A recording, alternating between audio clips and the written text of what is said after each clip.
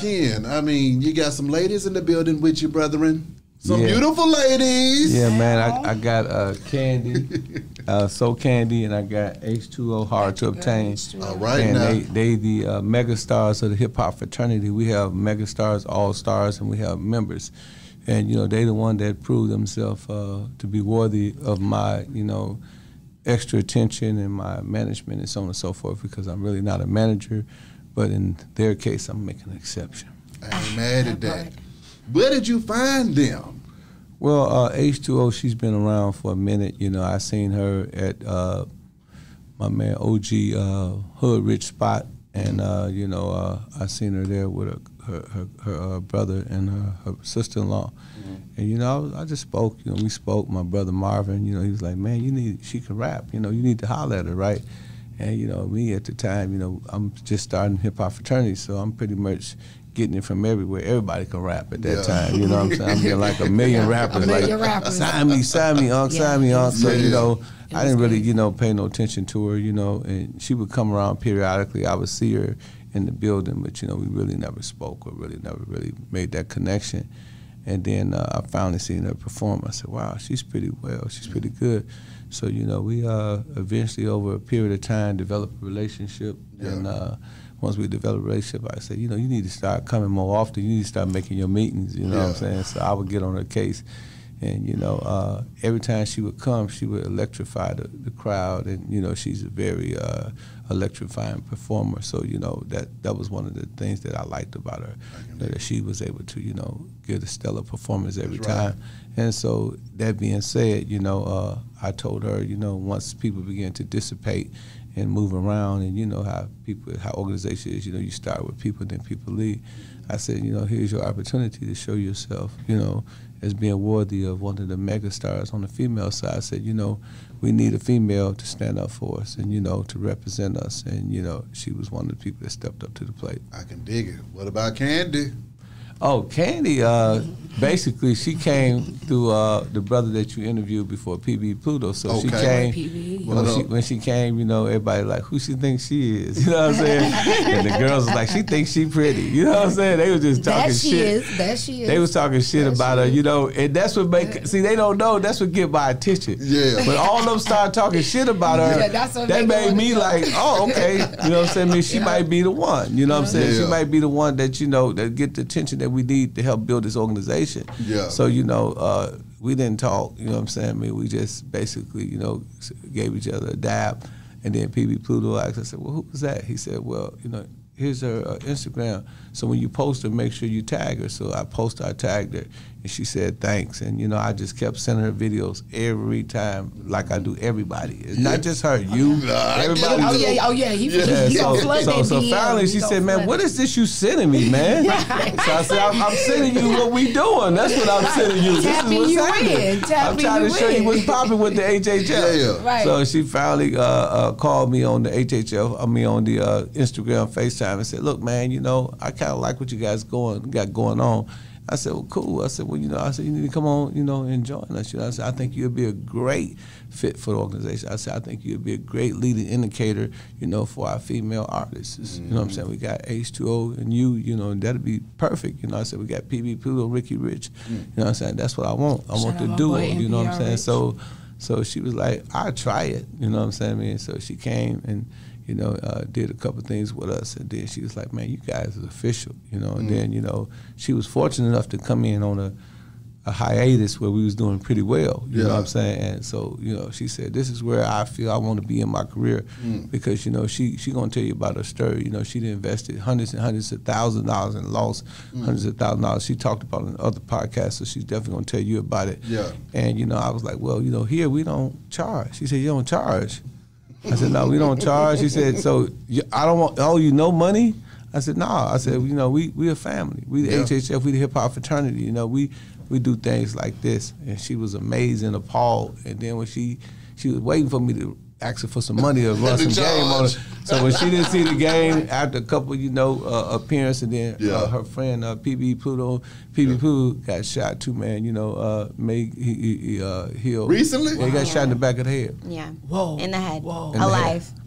Alive. He's alive. He was talking to me while he was in the hospital. That dude, I told him, I'm going to call you Bullet Head from now on. Yeah, but he got shot in the head. You know, that's our vice president. So they best friends. So I pretty much kind of got the relationship between now, and he pretty much bigged me up to her, told her, you know, man, Ken, cool, you know, and that's how we was able to, you know, get her a part of the program. And now that, you know, you can see she's also a part of the marketing, you know, because, you know, we want, you know, talented people in our team. H2O, Candy, talk to me about y'all music. What was it that made both of y'all get started into the game, and what is it that y'all trying to bring to it? Yeah. Good question. Great question. Crank it up, H2O. You can go first if you like. Okay, so for me, it was, I first started off as a young girl. I was 7 years old, and I was watching music videos of Sierra and Britney Spears and Beyonce, and I really didn't even want to be a rapper at first. It was more so like, oh, I want to be a pop star. I want to, you know, be an entertainer and on the stage, the dancers and all that kind of fun stuff. And that was like my big thing. And so once I got, you know, kind of grew into myself, you know, and started loving hip hop, that's when, you know, I got in the studio and I started rapping, and that's where my hip hop side came from. You know, I still love pop music, you know, I still love R&B music, but for me, hip hop and rap, that's just where I can express myself the most. I say things in my verses that I would never say in a conversation. You know what I mean? And it's just a great way for me to express myself. The alter ego. Yeah, it's like my alter ego. Exactly. Like I totally understand. I'm Candace, but when I get in the studio, that's SoCandy. Like it's a totally different person. You know, you're able to be that naughty side. Without anybody looking at you like, you know, because it fits the agenda, right? H2O, what was it that made you get into this rap game, though? Talk to me. So I'm originally from Boston. Okay. I started out. I'm gonna be honest. I was born into the rap game. My father, my uncle, they were rappers. You know, the story of the family is, and you know, I only got it from like the elderly. You know, that rappers, that hip hop, the hip. My uncles and them sold them that song. My God. And they made history on it. They sold them that song for $1,000, something real petty back then. Back then it was money though. You know. And they end up making history. So that's the, you know, that's the elderly, you know. You know, your father and them, you know how that goes. Your dad and them had it, you know. So you got that little limbo. But I started out as a dancer, to be honest. I was a little girl. I used to perform at the Strand Theater in Boston, doing ballet and performing with the Nutcracker. So I started out just on stage always. And that's why you spoke on that earlier. That's my strong suit. I've always... When I get on stage, it's like a whole nother, it's like that is my therapy, you know? Creating is my therapy. That's right. So the art of creating and then getting out there and being able to leave it, it's like everything I'm dealing with. So I started out real young, 5 years old. As far as the rapping, like I said, it was in, my uncles and them had turntables all in the basement, and you know what I'm saying? They had all that stuff, so it was just natural for me, you know?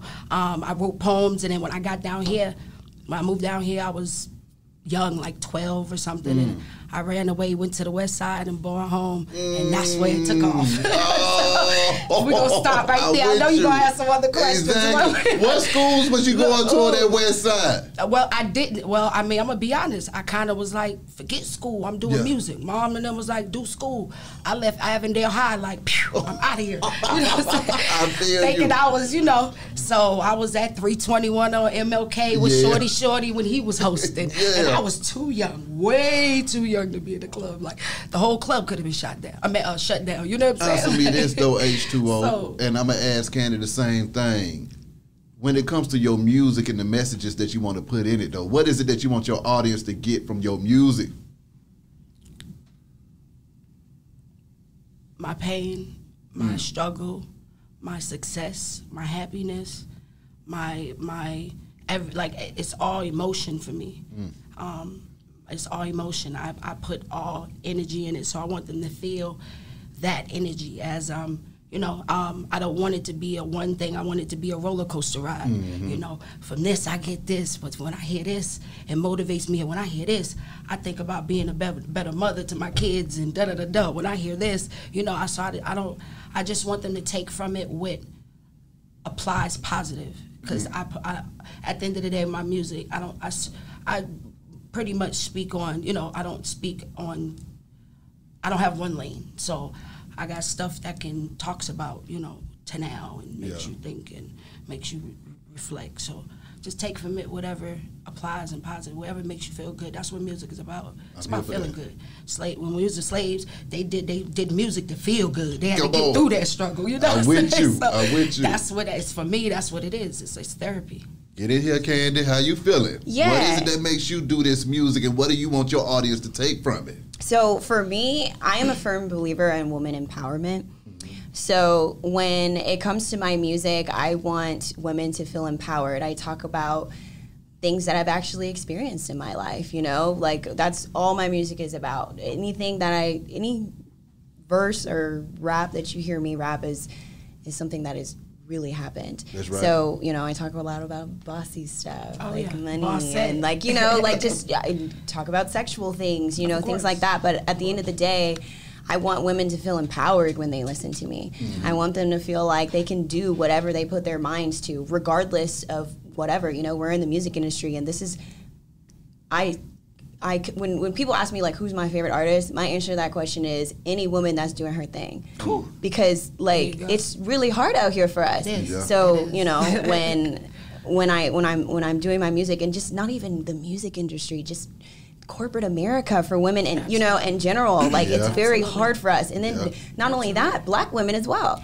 So you know, I think my music is just speaking out to all women, black, white, alien, whatever you are, you know, just if you're doing your thing, keep doing it, regardless of any obstacle that comes your way. Creative process when you get in that studio, how are you coming up with these hits? Yeah, so my creative process, I'll hear a beat, or I'll get in a studio and I'll have like my producer Mingo or my producer John Wells, and we'll get in the studio, they'll make up a beat, and you know, whatever vibe I feel, I might just start humming something, you know, and then come up with a hook. And you know, for me, the hook's the hardest part for me. The verses come no problem, but you know, the hook is the one that stands out. I mean, I'm gonna be honest. I agree with that. Yeah, I agree with that. Yeah. So, you know, that's just what it is. You know, that's my creative process, and then once you know the verses are written, I'll get in the studio and then just. But how do you decide if you're gonna give it something for the females, or you gonna be on your player shit, or you gonna be on your conscious stuff? How do you know before you get in that booth what's about to come out? I think all of it's for the females, though.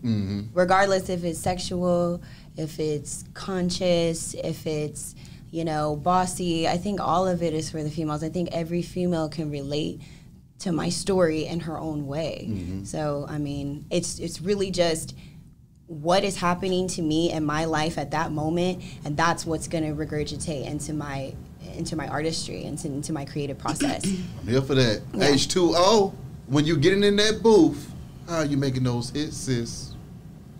I create before I get in the booth. Okay, now. So I can be in the kitchen. I cook.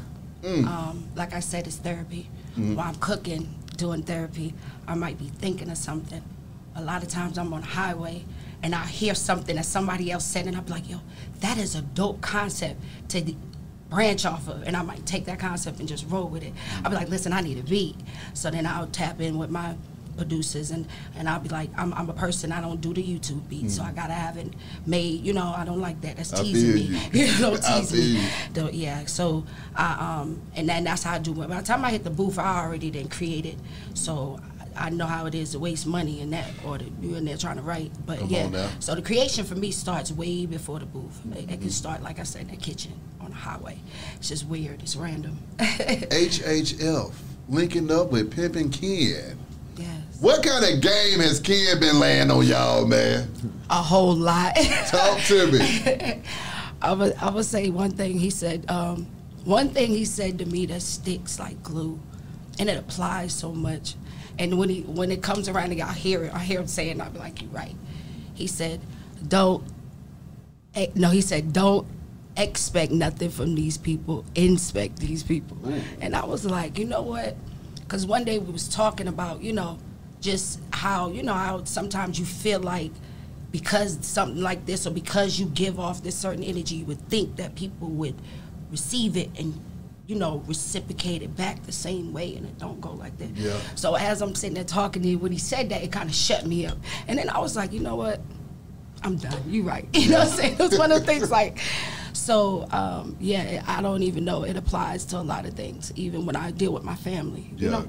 So I'll be like looking at them like, you know what? I can't expect nothing from nothing. I can't expect y'all to be no way. At the end of the day, you're a regular, imperfect human, you know? Come on. So I just got to deal with it, you know, deal with you like that. Because the minute I start, then it gets, your feelings get involved. Then it gets personal. Then you feel like it's you. It's not me. It's really you. But I'm just going to, you know. We going to work it out. We going to work it out. What about you, Candy? So working with Ken Ivy has been, and you know, it's been an incredible experience. Okay. Ken is just from how long I've known him, which hasn't really even been long. I've learned so much about this man coming from the game that he comes from and coming from the streets. He always says, you know, people always say Ken Ivy, period. People never say Ken Ivy, comma. Businessman, HHF founder, you know, like all these different things about him, like nobody ever says that. And they always think of Ken Ivy and they put him in a box, you know, just one thing about him. And, you know, putting somebody in the box like that and coming where he comes from, you would never, unless you're around him, unless you know, have these conversations with him every day, you'll never know how smart this man is. He's incredibly intelligent. And there's so many things every single day that I'm around him, I learn so much from him. And, you know, I've never been in a situation, like whenever I'm in a situation whether like, you know, it's like a deal or management or whatever, I always feel like I'm babysitting the people that I'm working with. Yeah. And with Ken, it's like, shit, you gotta get up, you gotta get going, you know what I mean? And it's just completely different with him, you know? He's a true hustler, like, and it's crazy, like, and he doesn't care about, he cares so much about his artist, and he cares so much about his organization, and you know, he'll just watching the things he does makes me want to get up and do more. He'll go in the club, we'll be in Dallas, he'll go in the club and sell 150 DVDs, just chilling, you know what I'm saying? And it's just, he's a hustler. I got one for sale now. He's a hustler, and that's so cool to see, and it makes me want to work so much harder just being around him, you know. And then plus, you know, he be talking that funny shit. He be talking that shit. And he does it, and so I pick up stuff. But that's like literally, he'll say shit, and I'm like, that's about to be in my verse, like, you know. So you just pick up on so many things when you're around him. Ken, HHF, being able to help out so many young folks and grown folks alike, what has that been like for you, man? Well, you know, it's all relative. You know what I'm saying?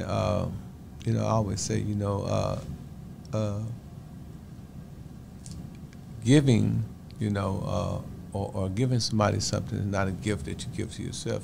You know what I mean? A gift that you give to them is a gift you give to yourself, because in the process of giving, you get. You know, the Bible says, you know, the more you give, the more you get. So a lot of times, you know, it's the energy that you're pouring out, the energy that you receive. So a lot of times when I think that I'm doing something heroic, or I'm doing something, you know, that's admirable, admirable, you know, I think I'm doing the right thing, but in reality, I'm drawing energy towards me. So, for example, you know, me and Steve-O was just talking. We was talking about Boosie book being #1. And we was talking about all the struggle that we've been through, you know, the potato chip deals with James, the liquor deals with Forte International, the liquor deals with Pixie Paulo, and, you know, all the things, all the parties we did, all the moves that we made, and the deals that I had to be silent and people didn't have to know I was involved in.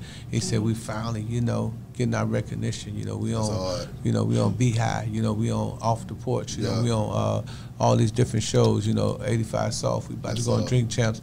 And Boosie is trending right now. So what better time to be, you know, to have an artist under your roster than now than an artist like Boosie. So, you know, all that stuff that I do for them, it come back in situations like that, you know. Absolutely. So, you know, I mean, a lot of times, you know, like I be getting checks, right, money, you know, from my publishing, right, stuff I did years ago, you know, or my book sales, you know, I might do some stuff on. I might post Candy or I might post H2O, and that video might do maybe 3,000-4,000 views. Out of those 3,000 views, I might sell 300 books on her end, 300 books on end, and I'm getting money. You know what I'm saying? Maybe because I'm being generous.